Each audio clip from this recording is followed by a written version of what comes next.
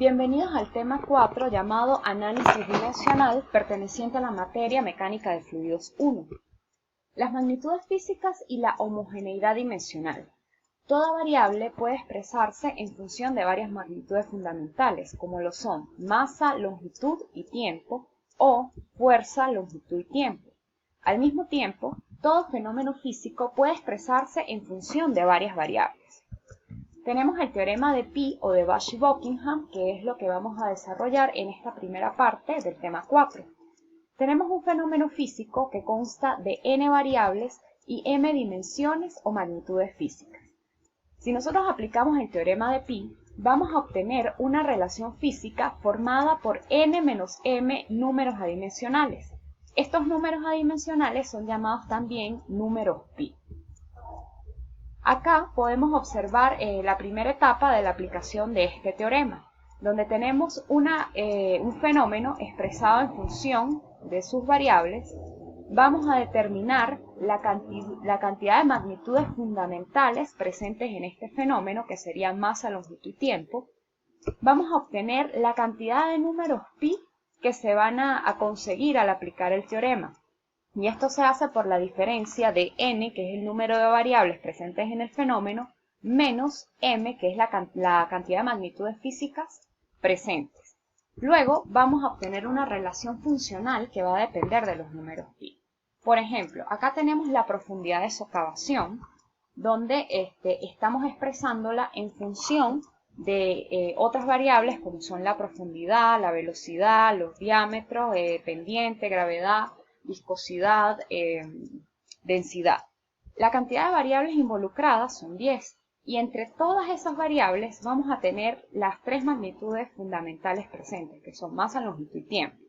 Por lo tanto, para conocer la cantidad de números pi a obtener, hacemos una diferencia de n, que vendría siendo 10, la cantidad de variables presentes, menos m, las magnitudes fundamentales presentes. En este caso vamos a obtener 7 números pi. Finalmente, vamos a escribir una relación funcional dependiente de esos 7 números adimensionales que vamos a conseguir. Dentro del proceso del teorema tenemos un paso muy importante, que son las variables a repetir o variables de repetición, y a continuación estos son los criterios empleados para su selección.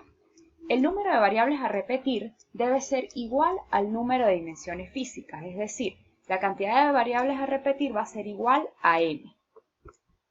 Se deben tomar variables que representen la cinemática del problema, su geometría y las propiedades del fluido.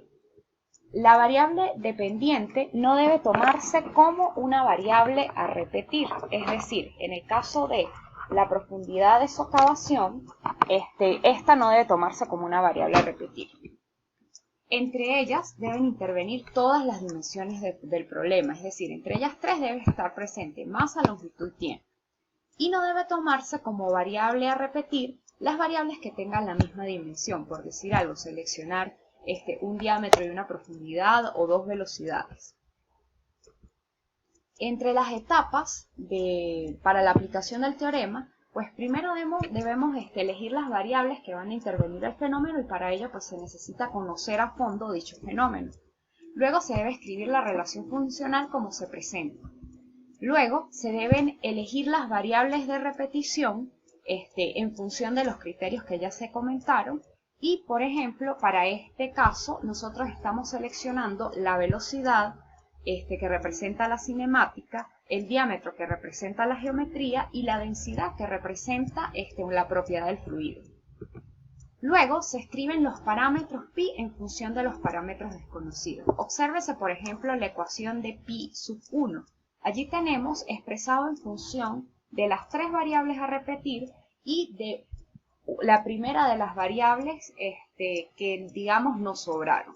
En este caso, obsérvense que todas las ecuaciones están perfectamente alineadas, cada una de las variables, y cada una de ellas está elevado. Por ejemplo, la velocidad está elevado a la x, su subíndice pues va a variar dependiendo del número de la ecuación, d está elevado a la y la densidad está elevada a la z. La última variable no tiene ningún exponente. Se debe escribir todas las ecuaciones de esa forma. Posteriormente, se van a tomar, por ejemplo, en el caso del pi sub 1, vamos a escribir nuevamente esa ecuación, pero en función de las magnitudes fundamentales como se presenta allí. Del lado izquierdo de la ecuación, siempre vamos a escribir la cantidad de magnitudes físicas involucradas. En este caso tenemos las 3, pues se escriben cada una de ellas elevadas a la 0.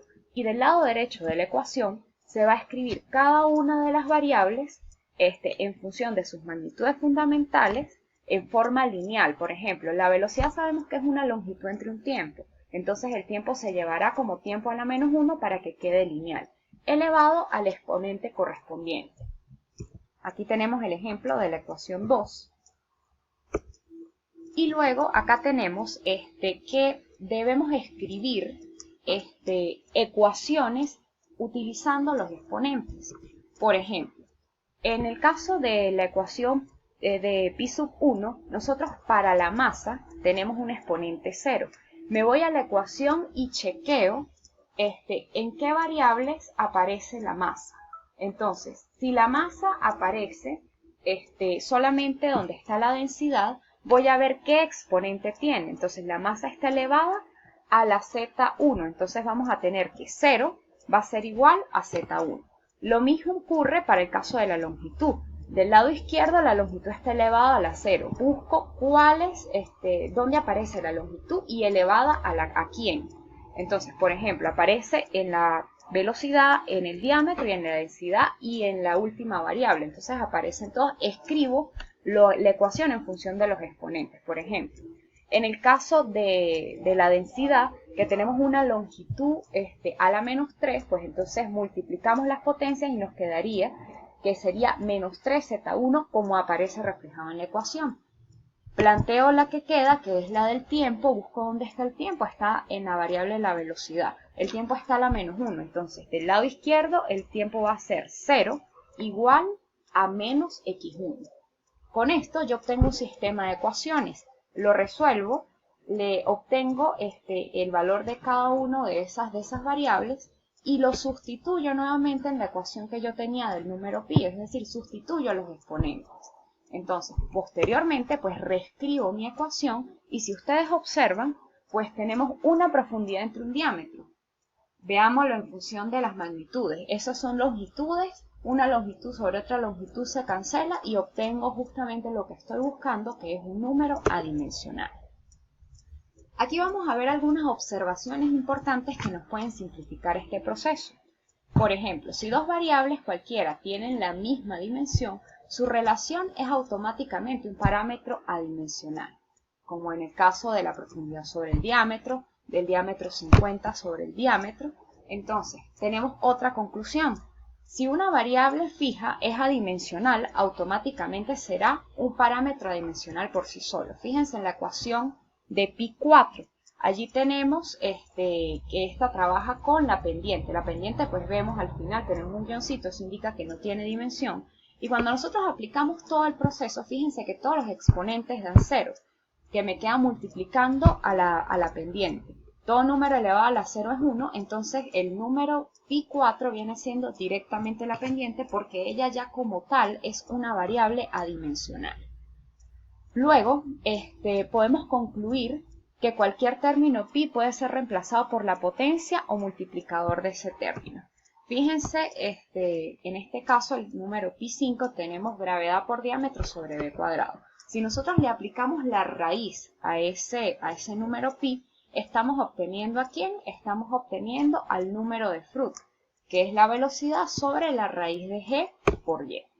Los números adimensionales pueden dividirse y multiplicarse y siguen siendo adimensionales. Es decir, que ese tipo de operaciones no los van a alterar. Luego de que tenemos todos los números pi, se escribe la relación funcional resultante, como se presenta a continuación. Entre los parámetros más importantes tenemos el número de Freud, que relaciona fuerzas de inercia y gravedad. Allí tenemos su ecuación, podemos ver lo que se menciona, y gobierna el flujo a superficie libre que se genera en canales, en orificios, en represas, transiciones de canales, compuertas, vertederos. en general flujos a superficie libre.